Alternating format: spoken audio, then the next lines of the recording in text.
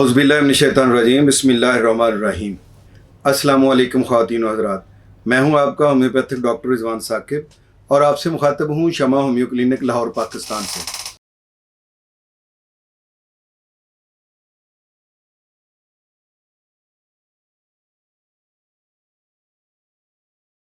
आइए आज बात करते हैं ब्रेस्ट मेस्टाइटिस की।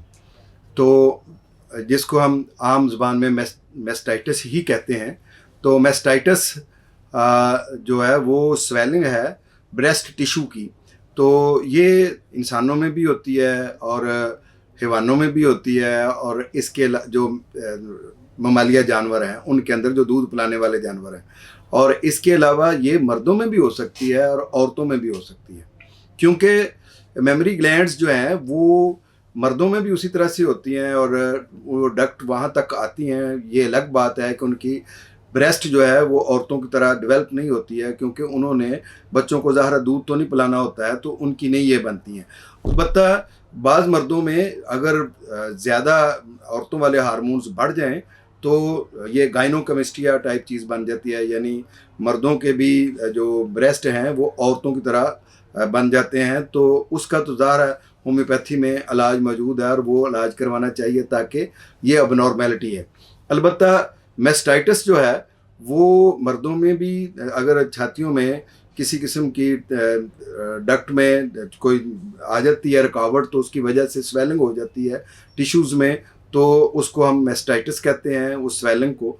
और अगर औरतों में होती है तो वो भी ब्रेस्ट मेस्टाइटिस कहलाती है। तो आम तौर पर ये जो ज़्यादा होता है वो जो औरतें बच्चों को अपने को दूध पिलाती हैं उनको ये मेस्टाइटिस अक्सर होने का खदशा ज़्यादा होता है, या इनकी रेशो ज़्यादा होती है, या उन औरतों की ज़्यादा होती है जिनका मेनोपॉज का पीरियड शुरू हो गया होता है, माहवारी बंद हो गई होती है, या माहवारी बंद होने के कुछ अरसा के बाद होती है।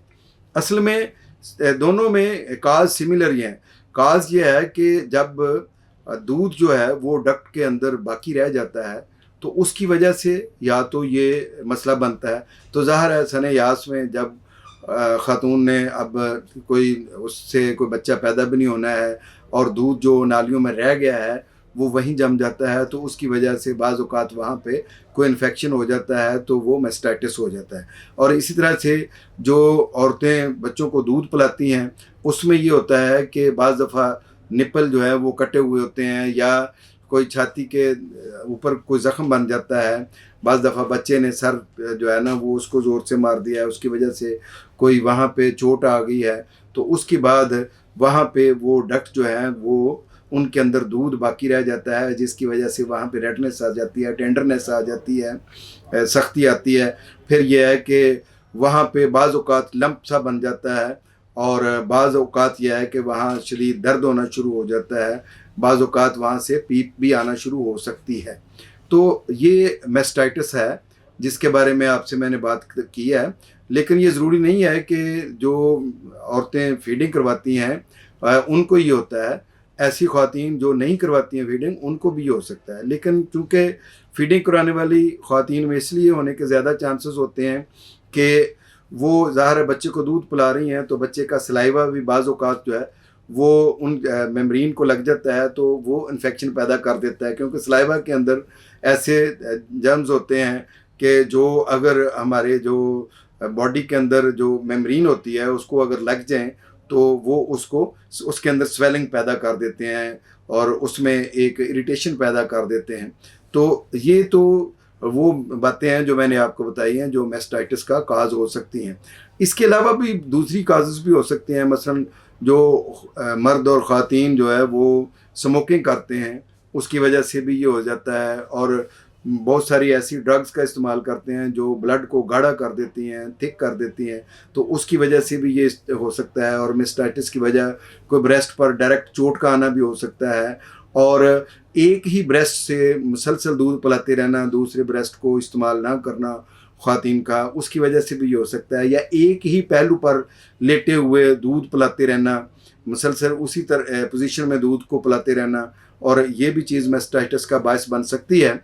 तो ये वो ऐसी काजेज़ हैं जो आम तौर पर देखने में आती हैं। लेकिन इसके इलाज से पहले मैं एक गलतफहमी का अजाला कर दूं कि अक्सर ख़वातीन जो है जिस साइड पर ये मेस्टाइटिस बन जाता है तो उस साइड पर फीडिंग नहीं करवाती हैं बच्चे को। ये बहुत गलत कंसेप्ट है। बाज़ औक़ात बायलैटरल भी होता है, दोनों साइड पर भी मेस्टाइटिस बन सकता है। तो किसी भी सूरत में दूध नहीं छुड़ाना चाहिए, बच्चे को दूध पिलाते रहना चाहिए, बल्कि जिस साइड पर मेस्टाइटिस है उस साइड पर दूध ज़्यादा पिलाना चाहिए। जितना ज़्यादा उस साइड पर फीडिंग करवाएंगी आप, उतना ज़्यादा मेस्टाइटिस को ठीक होने में मदद मिलेगी। क्योंकि जो नालियों में या डक्ट्स में दूध रुका हुआ है उसकी वजह से स्वेलिंग और बढ़ती है। तो उस स्वेलिंग को ख़त्म करने के लिए ये ज़रूरी है कि आप बार बार उस साइड से दूध पिलाएं, बल्कि हर 2 घंटे के बाद फीडिंग करवाएं ताकि वहाँ पर दूध मौजूद ना रहे। और अगर बच्चे का पेट भर गया है तो आप ये ब्रेस्ट के हवाले से पंप मिलते हैं जिनके ज़रिए से दूध को सक किया जा सकता है। तो वो दूध सक करके आप उसको बेशक दूध को जो है वो ज़ाया कर दें, लेकिन वो उसमें से ब्रेस्ट में से उसको ज़रूर निकालें ताकि वहाँ पे जो दूध जमा हो गया है वो उसकी वजह से अगर वो मेस्टाइटिस को ट्रिगर कर रहा है तो वो ट्रिगर करना छोड़ दे। और इसी तरीके से बच्चे को इसका कोई नुकसान नहीं होता। मेस्टाइटिस किसी ऐसी बीमारी का नाम नहीं है, ये नॉन कैंसरस होती है और कोई ऐसी चीज़ नहीं है इसके अंदर कि जो बच्चे के अंदर चली जाएगी या दूध के ज़रिए अंदर चली जाएगी और बच्चे को कोई नुकसान पहुंचाएगी। आपका बच्चा इस हवाले से बिल्कुल महफूज रहता है और आप भी इससे महफूज रहती हैं कि इसकी जो मेस्टाइटिस की अगली जो कॉम्प्लिकेशन होती हैं उससे आप बच सकती हैं। तो दीगर जो अफराद हैं मेस्टाइटिस से बचने के लिए वो ये है कि अपने ब्रेस्ट को चोट से बचाएं और जो ज़ख़म से बचाएं। इसके अलावा वहाँ पे अगर कोई एब्सेस बन रहा है तो उससे बचाएं, कोई छाला, कोई फिंसी, कोई फोड़ा बन रहा है तो उससे बचाएं। इसके अलावा ब्रेस्ट के पहलू लेटने से बचें या टाइट ब्रास जो पहनती हैं ख़वातीन वो ना पहने कि टाइट लिबास जो है वो बाज़ दफ़ा मेस्टाइटिस का बायस बन जाता है। और मर्दों में भी यह है कि अगर उनकी गायनोकमिस्टिया की तरह छातियाँ औरतों की तरह ऊपर को उभर कर आ रही हैं तो अपने मालिज से मशवरा करें, और अगर मेस्टाइटिस बन रहा है तो अपने होम्योपैथिक मालिज से मशवरा करें ताकि उसका बर वक्त इलाज किया जा सके। होम्योपैथी में मेस्टाइटिस की बहुत अच्छी मेडिसिन है और उनके ज़रिए से इसको ठीक किया जा सकता है। लेकिन याद रखें कि मेस्टाइटिस का होम्योपैथिक इलाज करवाने से पहले कुछ एहतियाती तदाबीर आपको भी करनी चाहिए। एक तो यह है कि सर्कल वाइज गर्म पानी से उसकी मसाज करें या गर्म आयल से मसाज करें, और इसके अलावा यह है कि गर्म पानी का जो है वो शावर लें, नहाएं गर्म पानी से। और इसके साथ साथ यह है कि टाइट जो ब्राज हैं वो ना पहने, ढीला ढाला लिबास पहने।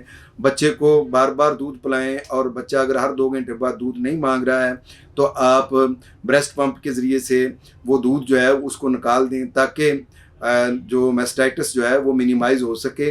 और इन हदायत पर अमल करने के अलावा यह है कि बच्चे को सिर्फ एक ब्रेस्ट से ही दूध ना पिलाएं बल्कि दोनों से पिलाने की कोशिश करें, और एक साइड पर ही बच्चे को जो है ना वो एक पहलू ही लेट कर ना पिलाएं, बल्कि मुख्तलिफ पोजीशन में आप कभी गोद में बच्चे को बिठाकर, कभी दाएं लेट कर, कभी बाएं लेट कर पिलाएं ताकि वो मेस्टाइटिस से आप बच सकें। जब एक ही साइड पर बोझ पड़ा रहेगा ब्रेस्ट के ऊपर तो वो जो डक्ट्स होती हैं, दूध वाली नालियाँ होती हैं, उनके अंदर बाज़ दफ़ा रुकावट आने की वजह से मेस्टाइटिस बन सकता है। और अगर निपल पर कोई कट है, ज़ख़म है तो उसका अपने डॉक्टर से मशवरा करें और उसका इलाज करवाएं ताकि आपको मेस्टाइटिस का ख़दशा ना हो। तो होम्योपैथी में इसमें कौन सी अद्वियात इस्तेमाल होती हैं जो मेस्टाइटिस के लिए, मैं इंशाल्लाह अगली वीडियो में वो डिटेल के साथ बताता हूं ताकि अगर आप खुदा न खास्ता मेस्टाइटिस का शिकार हैं तो परेशान ना हो, होम्योपैथी के ज़रिए से अपना इलाज करें। बहुत शुक्रिया। अल्लाह हाफिज़। अस्सलामु अलैकुम।